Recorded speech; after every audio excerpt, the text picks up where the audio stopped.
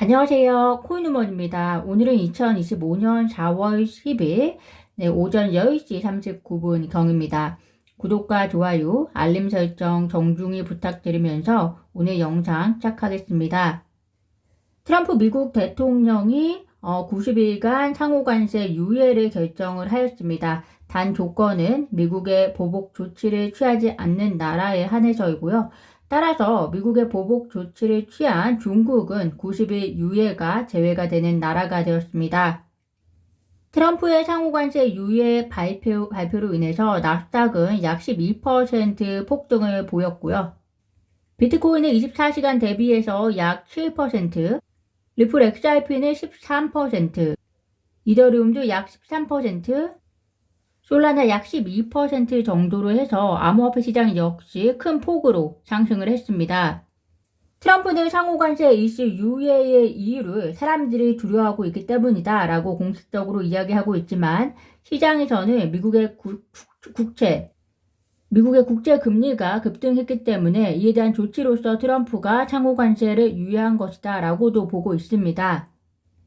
어쨌든 이 결과로서 이제 90일 동안에는 기본관세 10%만 다른 나라에게 적용이 되게 되고요. 정확히 이야기하면 사실 상호관세라고도 이야기하기도 어렵습니다. 미국과 한국을 예로 들면 농산물 같은 일부 품목을 제외하고는 이미 두 나라는 자유무역협정에 의해서 아주 낮은 관세에 의해서 교역이 이루어지고 있는데 트럼프 입장에서는 미국에 대한 무역 적자가 크기 때문에 무역 적자의 일부분을 상호관세라는 명칭을 써서 무역 적자를 감소시키고 재정 적자를 메꾸려고 하는 것으로 이해하시면 좋을 것 같습니다. 어쨌든 이러한 트럼프 관세 정책이 일시적이나마 유예가 됨으로써 많은 나라들이 당분간은 시간을 가지고 미국과의 협력적인 협상을 이루기 위해서 머리를 맞댈 것으로 보입니다.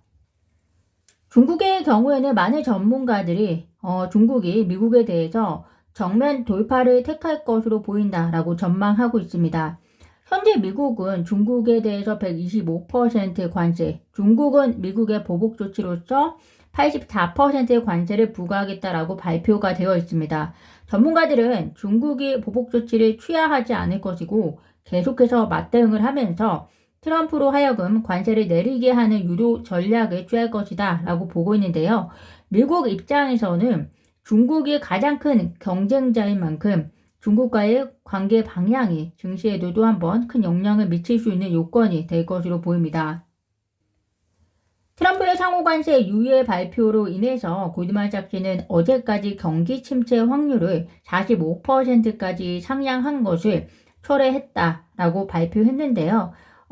물론 경기 침체 예측을 철회한 것이지 경기 침체가 아예 없다라고 보는 것이 아니기 때문에 향후 골드만삭스에 의해서 제시되는 새로운 전망을 보셔야 할 것으로 보입니다.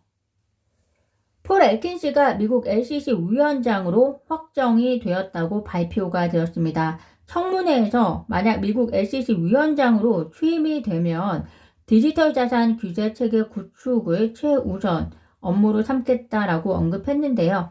폴 애킨스가 취임한 이상 리플과의 소송의 공식적인 종료의 속도도 빨라질 것으로 기대를 해봅니다. 현재 미국 SEC 내부의 투표와 그리고 판결을 수정해 줄 것으로 요청하는 미국 SEC에 대해서 토레스 판사의 승인 절차가 남아있는 상황이고요. 토레스 판사의 요청 전까지 남아있는 것은 결국에는 미국 SEC 내부 절차이기 때문에 폴 애킨스의 진행 속도에 의해서 영향을 받을 것으로 보입니다. 글로벌 자산운용사 바네크가 최근 보고서에서 트럼프 행정부의 관세 전쟁 촉발로 비트코인을 비롯한 암호화폐의 결제 측면 역할이 확대되고 있다고 분석했습니다. 보고서는 중국과 러시아는 비트코인과 기타 암호화폐를 일부 에너지 대금 결제에 이용하기 시작했고 볼리비아, 프랑스, 독일 등도 비트코인 채굴 및 전력 이용 계획을 논의하고 있다라고 합니다. 이 말은 결국 달러 기반 결제 시스템을 우회하고 암호화폐를 대체 결제 수단으로 채택하는 것이 가속화되는 것이다 라고 이렇게 시장은 해석하고 있기 때문에 미국 입장에서는 어떤 행보를 보일지 우리가 예상해 보는 것이 필요할 것 같습니다.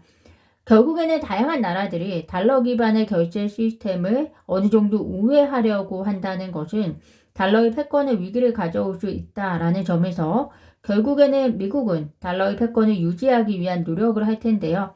현재 암호화폐를 대체 결제 수단으로 채택하고 있는 만큼 다른 나라들이요. 그래서 미국은 미국 기반의 그러니까 달러 기반의 스테이블 코인과 미국 기반의 암호화폐 지원을 통해서 궁극의 달러의 패권을 유지하려 할 것이다 라고 주장이 됩니다.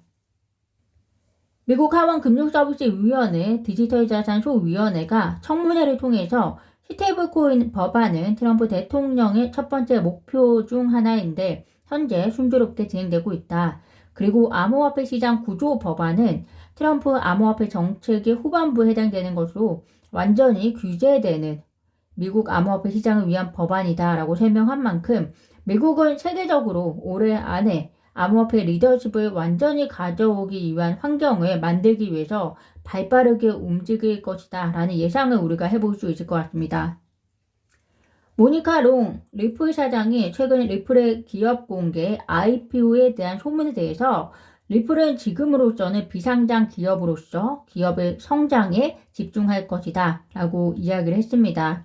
그녀는 IPO는 보통 유동성 확보가 필요한 기업이 진행하는데 리플은 현재 유동성이 풍부하기 때문에 미국의 암호화폐 관련 규제안 입법 상황을 살펴보면서 이에 맞춰서 사업을 전개할 것이다 라고 말했는데요. 즉 IPO를 당장에 진행하지 않을 것이라는 말입니다.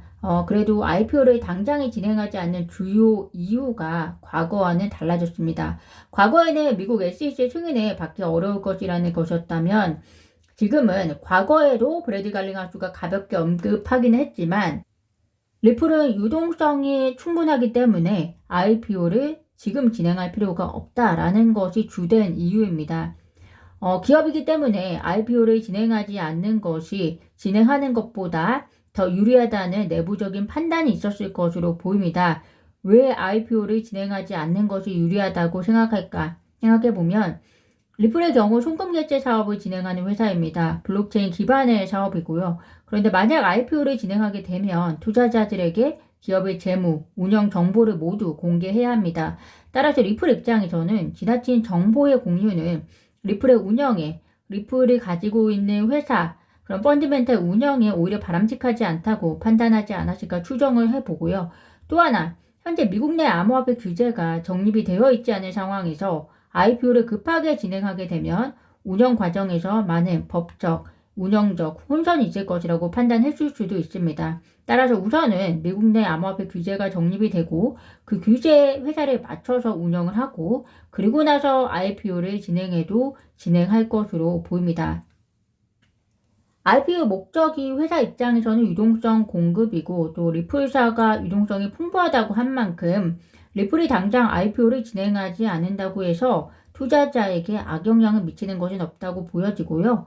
어쨌든 언젠가는 실현돼 다만 당장에 실현되지 않고 있는 호재로 남아있는 것이기 때문에 좀 더 긍정적으로 바라보셔도 좋을 것 같습니다.